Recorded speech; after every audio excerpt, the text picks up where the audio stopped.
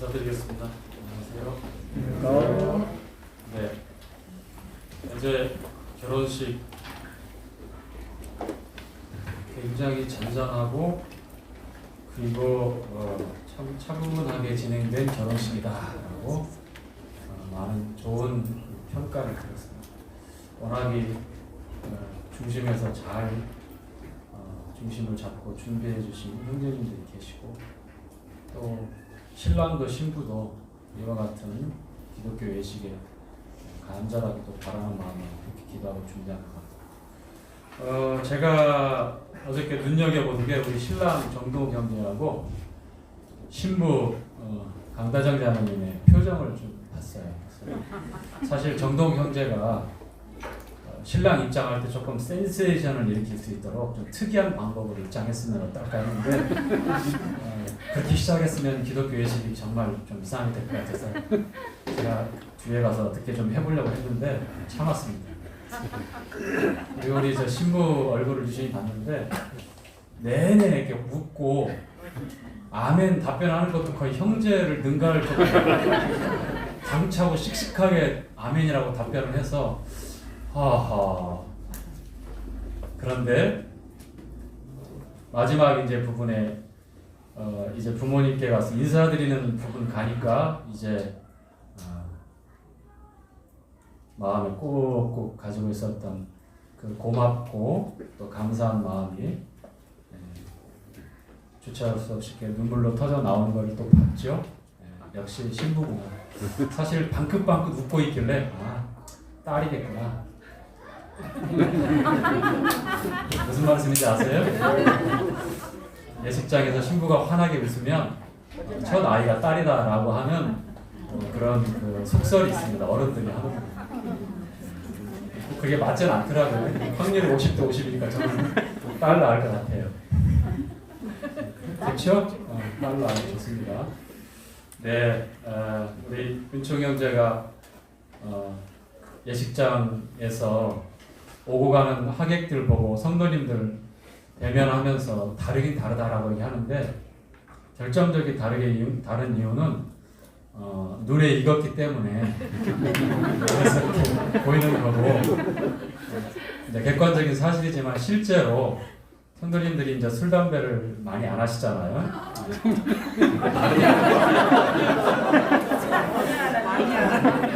제가 많이 안 한다고 이렇게 부연 설명을 꼭 안 드려도 대부분 안 하시기 때문에 외적으로 이렇게 건강 그 관리하는 것으로 닥죠. 심지어 저 같은 경우는 이제 반백살이 넘어갔지만 아직까지도 보면 굉장히 제가 반질반질하잖아요.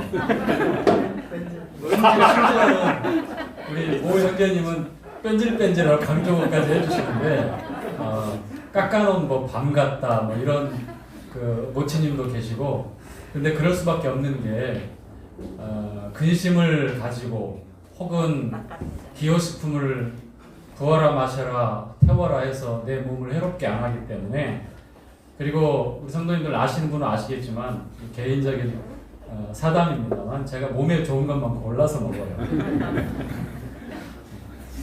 될 수 있으면 그 인스턴트 탄산음료 아이들 못 먹게 하는데 그런데 그게 제 뜻대로 안 되더라고요. 저는 끝까지 관리를 잘 하고 있습니다. 그래서 여러분 보시는 대로 이렇게 반질반질합니다. 제가 보니까 우리 성도님들도 굉장히 반질반질하세요. 빛이 난다고 하는데 우리는 모르지만 주님과 모세가 주님과 시내산에 올라가서 교제하고 단둘이 교제하고 내려왔는데 본인은 몰라요. 그런데 백성들이 그 얼굴을 주목하니까 어땠습니까? 광채가 났어요. 얼굴에서. 즉 빛의 근원 되신 빛이신 하나님과 함께 있음으로 해서 물리적으로도 모세의 얼굴에 하나님의 영광의 빛이 반사되어지는 겁니다. 그리스도인들 역시 그런 것 같아요.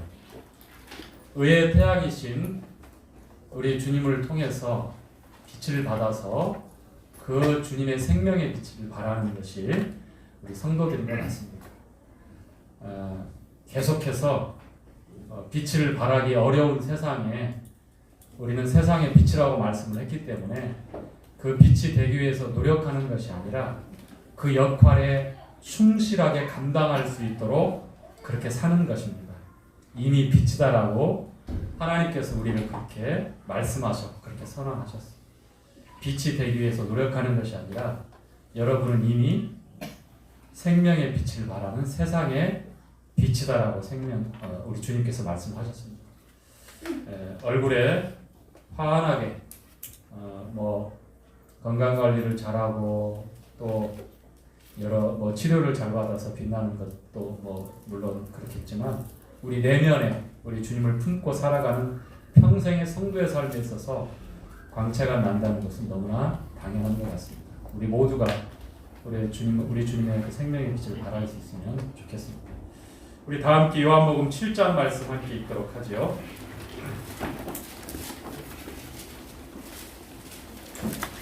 요한복음 7장 37절부터 39절까지의 말씀입니다. 명절 끝날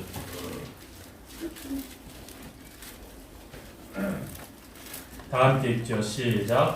명절 끝날 훗날에 예수께서 서서 외쳐 가라사대 누구든지 목마르거든 내게로 와서 마시라. 나를 믿는 자는 성경에 이름과 같이 그 배에서 생수의 강이 흘러나리라 하시니 이는 그를 믿는 자의 발을 성령을 가리켜 말씀하신 것이라. 예수께서 아직 영광을 받지 못하신 것으로 성령이 아직 저희에게 계시지 아니하시더라. 아멘. 네, 누구든지 목마르거든 내게 와서 마셔라. 자, 이사야 선지자는 이사야 55장에 보니까 55장 1절에 보니까 이렇게 시작합니다.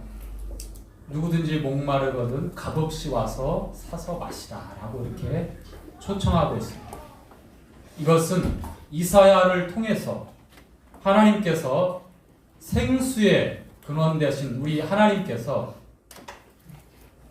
목마른 세상에서 영원히 목마르지 않는 생수를 마시라. 그러나 이 생수는 돈을 내고 값을 내고 사는 것이 아니라 값없이 베푸는 하나님의 전적인 은혜요 호의라고 하는 것을 그렇게 말씀하고 있습니다.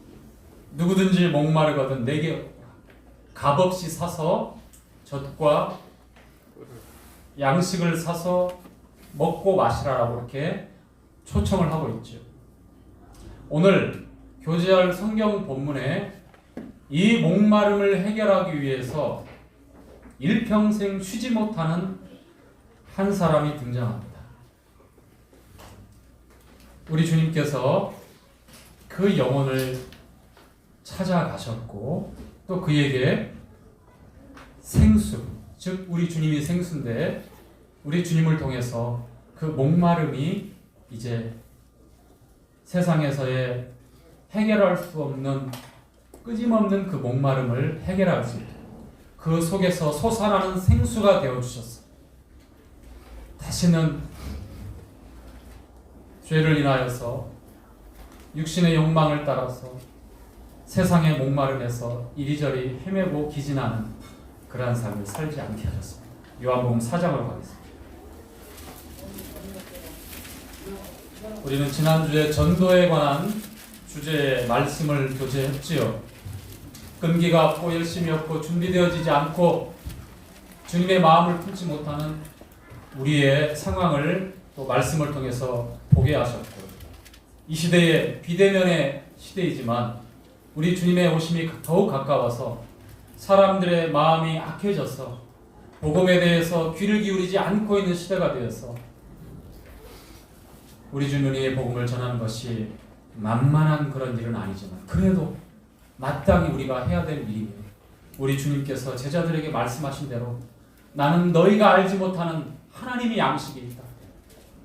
육신이 배가 고파서 먹고 마셔서 만족함을 누리는 그것이 아니라 하나님이 보내신 그 뜻을 이루고 복음을 전함으로 영혼이 구원받고 살아나는 그 일들을 통해서 우리 주님은 참으로 만족해 하시고 배불러 하시고 기뻐하셨던 나는 너희들이 모르는 하나님의 양식. 참으로 우리도 이와 같은 일상생활에서 일어나는 동일한 영적인 갈급함에 대해서 주님 앞에서 항상 그런 배고픔을 가지고 있잖아요. 이것이 우리의 진짜 삶의 모습이 아니다. 이와 같은 세상의 가치에 함몰돼서 오늘도 어쩔 수 없이 이렇게 다람쥐 쳇바퀴 도는 것처럼 살아가는 내 삶의 이 모습이 나의 원하는 주님 안에서의 참 모습이 아닐진데, 그럼에도 불구하고 우리 삶의 구체적인 결단과 변화가 없이 그렇게 시간의 흐름에 나를 맡기고 그렇게 살고 있는 그 내 모습을 보면서 하루의 삶을 마칠 때에, 그리고 곰곰이 돌아보면서 눈을 감고 잠을 청할 때에 저만치에서 배고픔이 몰려옵니다. 허전함이 몰려옵니다.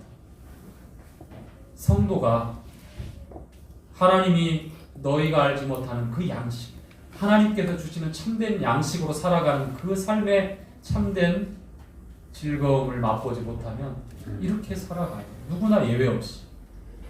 제 아무리 내 꿈을 이루고 주변 사람들이 인정해주고 존중해주는 덕망 있는 사회적인 그런 신분적인 삶을 살아가는 그런 위치에, 성공적인 그런 위치에 있다 할지라도 너희가 알지 못하는 하나님의 양식으로 배불러하는 삶이 아니라면 그 인생의 화려함과 그 인생의 밝은 웃음, 그 뒷면에 항상 찾아오는 공허함과 허전함과 쓸쓸함은 막을 수가 없어요.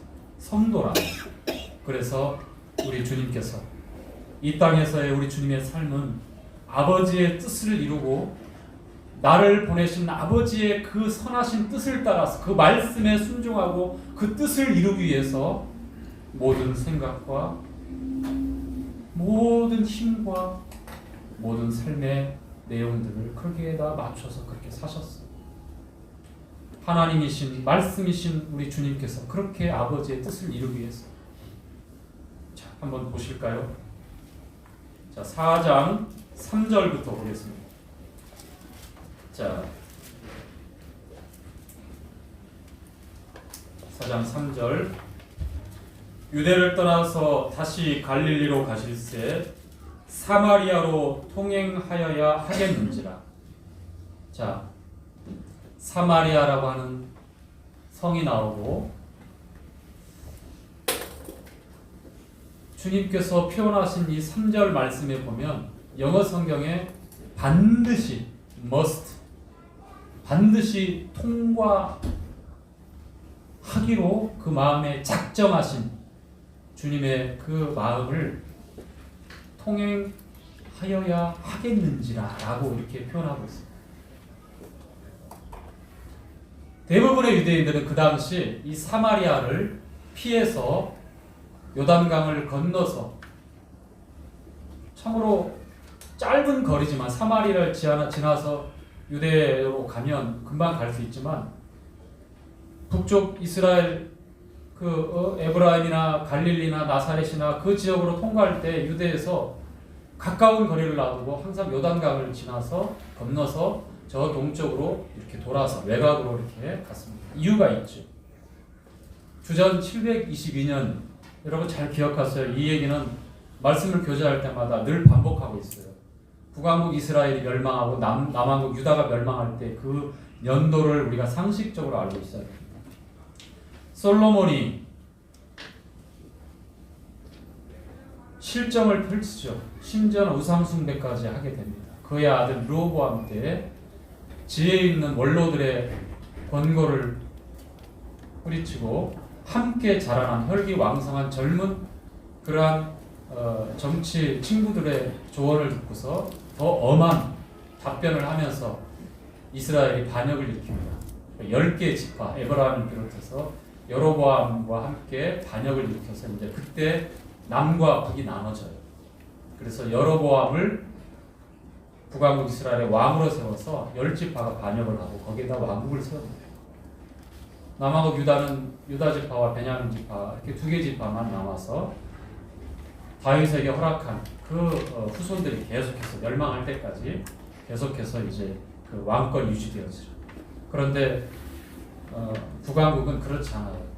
3일 동안 왕을 한 사람도 있고 계속 모반 반역. 물론 남왕국 유다보다도 훨씬 더 강력한 군사력과 경제력을 갖추고 있었던 그런 때도 많아요. 북왕국 이스라엘 겉으로 보면. 이 열왕기서에 보면 북왕국 이스라엘의 왕들은 선한 왕이 한 명도 없습니다. 전부 다 우상 숭배하며 하나님을 대적했던, 율법을 준행하지 않았던 악한 왕들이 처음부터 여로보암부터 주전 722년 아수르에 멸망할 때까지 다 악한 왕만 나옵니다. 그러나 반대로 남왕국 유다는 선한 왕도 있고 악한 왕도 있고 이렇게 나오겠죠. 남왕국 왕국에서 요시야만큼 전후로 나눠서 그렇게 전식으로 하나님을 섬겼던 왕이 없었습니다. 칭찬 듣는 왕이었습니다.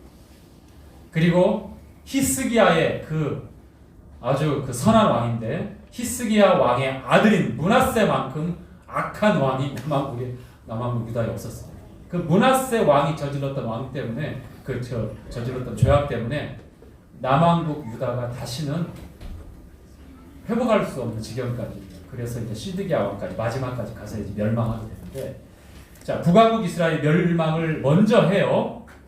주님 오시기 전 722년에 멸망을 합니다. 아수르 왕 사르곤 왕 2세가 와서 멸망을 시켜요. 그리고 북왕국 이스라엘의 수도였던 사마리아가 수도예요.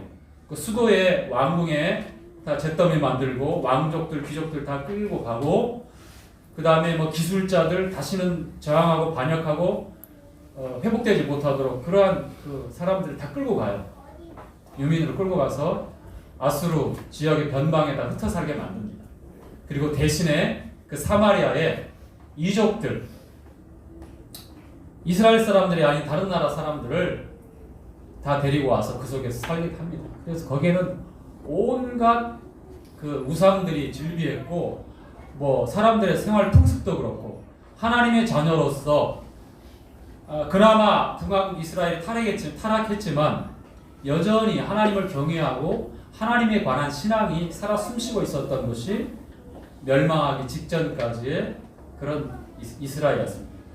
그런데 그 자체 근간이 다 흔들려버리고 이 대외 정책에 의해서, 야수르라고 제국에 의해서 그렇게 문화가 완전히 뒤죽박죽되어지고 종교가 완전히 다원화되어지고 온갖 우상들, 신전들이 세워지면서 그 이주에 온 이주민들이 그렇게 살아요.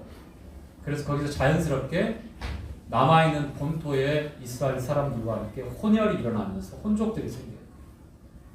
그래서 몇 세기 흘러가면서 거기에는 정체성이 굉장히 모호해지는, 유대인도 이스라엘 사람, 선민도 아니고 이방인도 아니고, 그렇다고 생김새가 그렇게 다른 건 아니에요.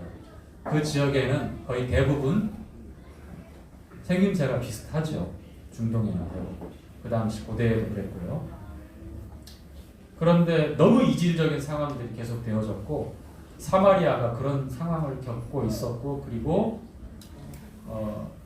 사마리아는 그래도 나름대로 거기에 이제 주류 세력으로 외부에서 들어왔던 사람들이 이제 하나 둘 약해지면서 결국 남아있는, 시간이 흐르면서 이제 이스라엘 사람들, 본토 사람들이 주류 세력이 되어서 그 신앙의 명맥을 그렇게 이어가고 있는 상황이에요.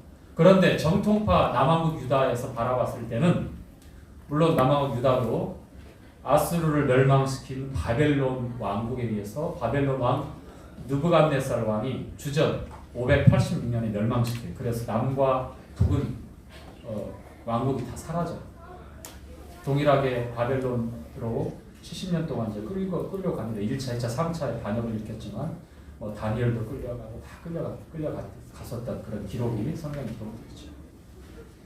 그리고 고토로 돌아와서 회복하고 했지만, 사마리아는 참으로 이상한 문화가 있고 종교적으로 이상한 혼합되어져 있는 종교들이 있기 때문에 이 유대에서 바라봤을 때, 그리고 사마리아 북쪽에 있었던 갈릴리, 에브라임이라고 하는 저기 산지 지역에 있었던 북쪽 지역의 이스라엘 사람들이 봤을 때는 함께 왕래하거나 교제하기 어려운 상황인 거예요. 그런 역사적인 배경, 종교적인 배경이 있었기 때문에 주님 당시에는 그들을 이방인처럼 그렇게 함께 교제할 수 없는 더러운 그런 이방인처럼 여겼어요. 그러니 사마리아 사람들이 얼마나 양쪽에서 밑에서 위에서 그렇게 자신들을 그렇게 대하니까 얼마나 참 분한 마음도 있고, 그러나 계속해서 어떤 종교적인 하나님에 관한 신앙의 어떤 뿌리찾기 운동을 계속하고 있었던 것 같아요. 그래서 이제 주님과 사마리아인의 대화 가운데 보면 몇 가지 그런 내용들이 나오는데요. 자, 그런 상황이 있기 때문에 이 사마리아를 관통한다고 하는 것은 유대인들에게 참으로 부정할 수도 있고, 그리고 마음에 내키지 않는 그런 상황인 거예요. 근데 그럼에도 불구하고 우리 주님은 반드시 통과하기로 작정하신 거예요. 자, 보시죠. 4절에 사마리아로 통행하여 하려는지라. 5절. 자, 사마리아에 있는 수가라 하는 동네에 이르시니. 어디에 이르렀다고요? 자, 이 사마리아 지역은 수도라고 그랬죠. 수도. 네. 수도를 공략하면 나라의 흥망성쇠가 좌우지되니까 아수르도 그랬고 바벨론도 그렇고 제일 먼저 전쟁이 일어나면 수도를 공격해요. 적대 국가에서. 근데 그 사마리아 그 지역이 에브라임 지파하고 므낫세 반지파가 거주했던 12지파를 그 지파대로 나눴을 때, 지분으로 나눴을 때 그 지역이었어요. 사실 에브라임 지파는 북왕국 이스라엘을 대표하는 그런 힘있고 강력한 지파였어요. 요셉의 둘째 아들. 어긋맡겨서 그 축복에 대해서 그렇게 예언을 받았지만 그 강함과 그 부함이 오히려 내가 아름다움으로 교만해져서 무시퍼처럼 결국은 사사시대에 보면 계속해서 시비를 걸잖아. 기드온에게 시비 걸고, 그러다가 누구에게도 시비를 겁니까? 두 번째는 입다에게 시비 걸다가 아주 시볼렛 제대로 발음 못해가지고 지파 전체가 도륙을 당하는 상황이 벌어집니다. 심지어는 이 에브라임 지파는 어떻게 됩니까? 계시록에 보면 12지파에 나오는 마지막 지파에 없어져요. 거기에 요셉이라고 하는 아버지가 딱 들어요. 물론 그 상징적인 의미가 있는데, 그래서 우리에게 증거해 주는 게 많아요.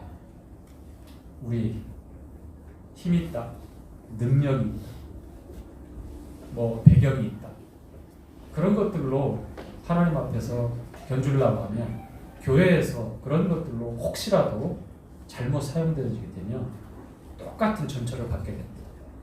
이 사마리아 지역이 그런 지역이었어요. 그 요지였죠. 그런데 첫 번째로 공략 당했고 부참하게 잿더미가 되는 거예요. 자,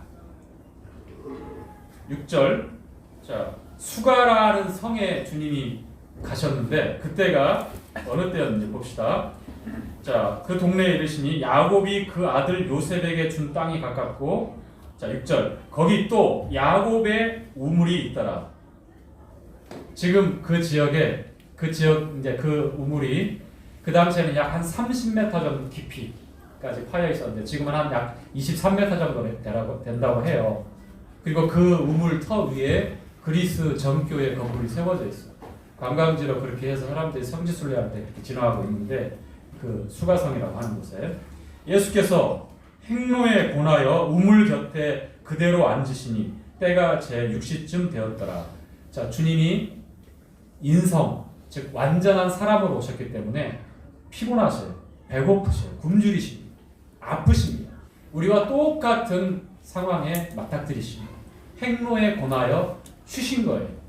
제 6시쯤 되었다고 하는데 이게 유대력으로 해서 6시면 3시면 0시면 말 그대로 새벽 이제 6시, 저녁이 되고 아침이 되니 이는 첫째 날입니다 한 것처럼 유대의 하루 관념은 해가 지면 이제 하루가 시작돼요.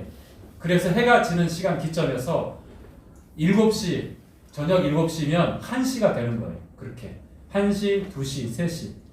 그래서 쭉 돌아서 어떻게 돼요? 한 바퀴 돌면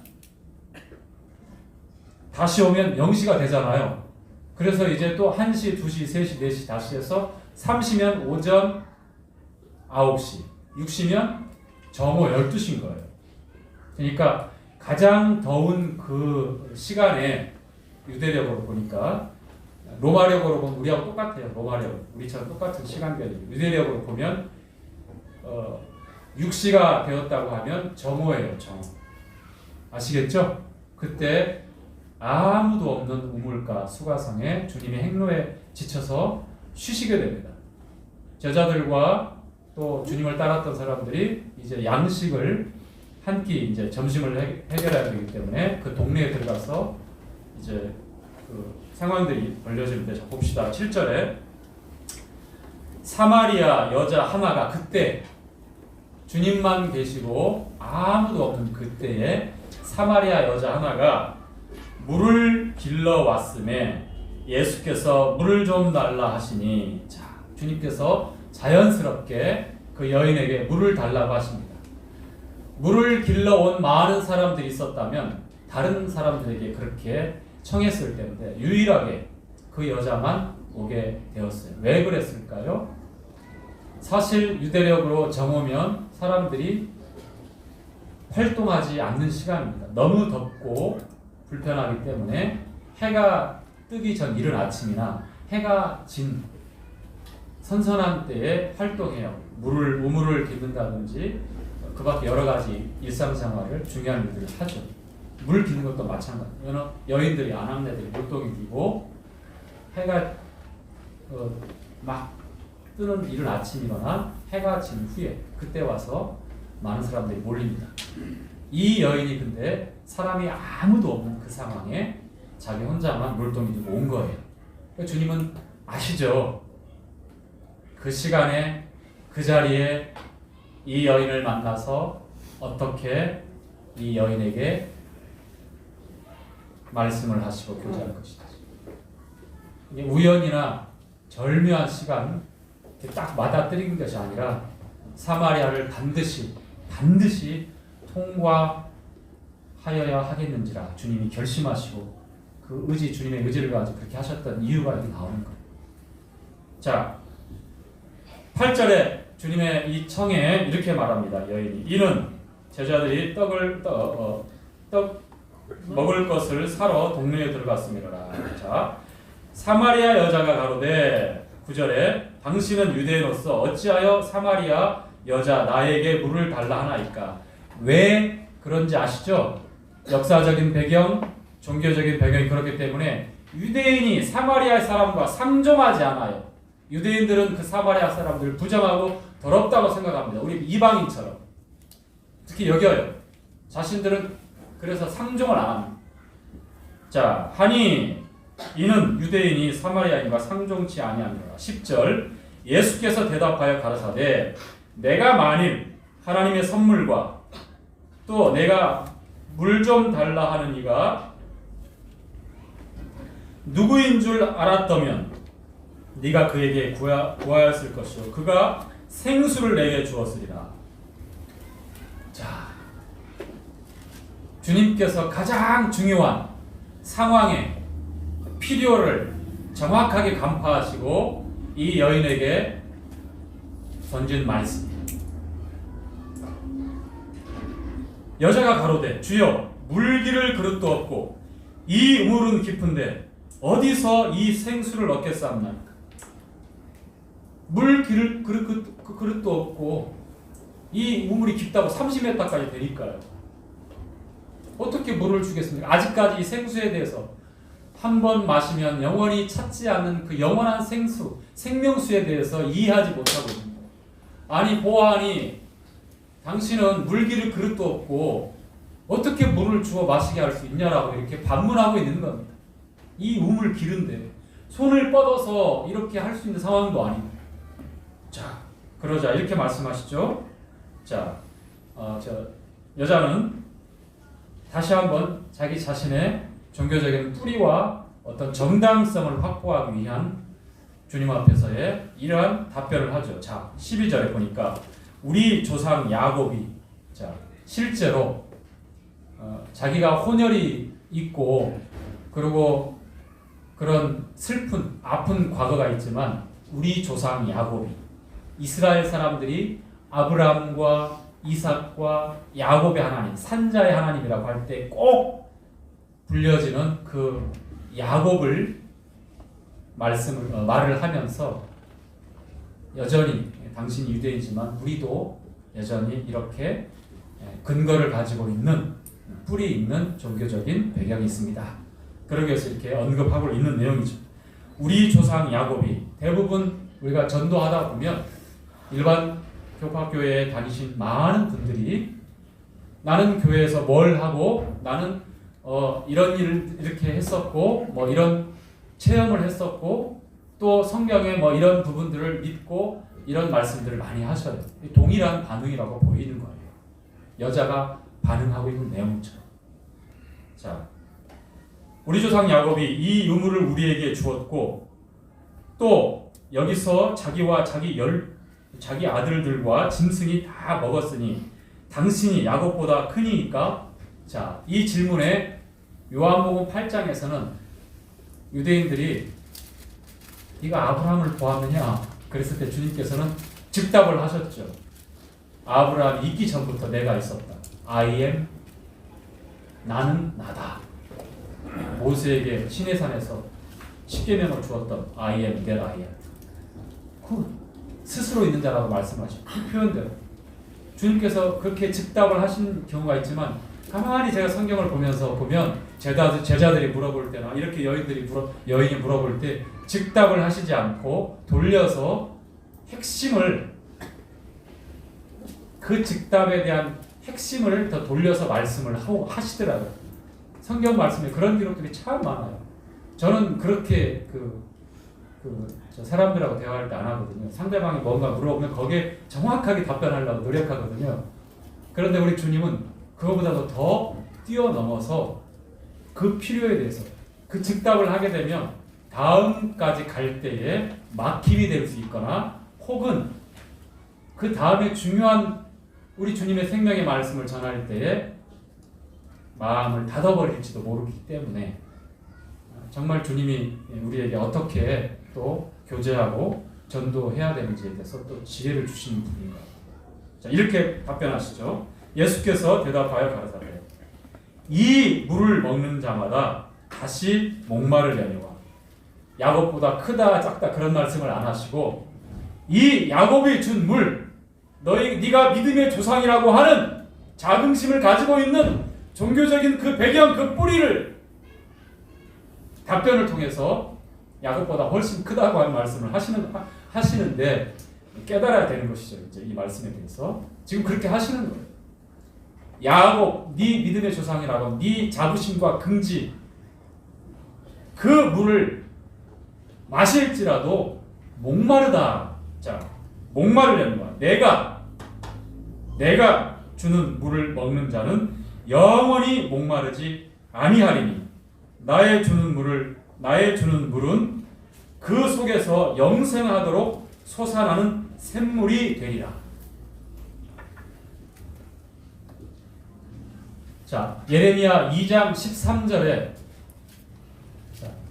하나님을 떠난, 하나님을 배반한 이스라엘이 범한 죄에 대해서 예레미야 선지자를 통해서 하나님께서 말씀하십니다. 자, 한번 찾아서 읽어볼까요? 예레미야서 2장 13절.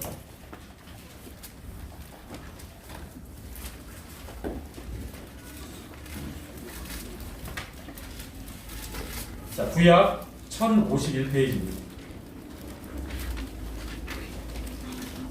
내 백성이 시작. 내 백성이 두 가지 악을 행하였나니 곧 생수에 근원되는 나를 버린 것과 스스로 웅덩이를 판 것인데 그것은 물을 저축치 못할 터진 웅덩이입니다.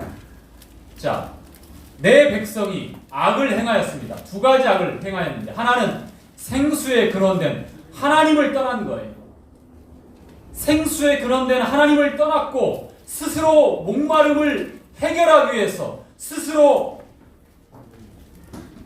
그 물을 이제 저장해서 그 물로 살 수 있다라고 스스로를 위로하고 자기들끼리 하나님 없이 그 인생이 행복할 수 있고 꿈을 이룰 수 있다라고 생각하는 모든 시도들이 바로 터진 웅덩이인 거예요. 근데 그 터진 웅덩이 말 그대로 거기에다 물을 담아 놓으면 놓을수록 그 터진 구멍으로 그 물이 어떻게 됩니까? 저축할 수 없습니다. 물을 담아 놓을 수가 없어요. 그래서 인생들은 끊임없이 파고 담고 구하고 그러는 거예요. 생수의 근원, 생수는 무엇입니까? 생명의 샘이시죠. 우리가 구하고 찾지 않아도, 우리가 애쓰고 힘쓰지 않아도 계속해서 솟아나는 그런 샘물을 생수라고 말씀을 하는 거예요. 시간이 다 되었는데요. 계속해서 교제는 다음 기회에 하도록 하겠습니다. 함께 기도하시죠.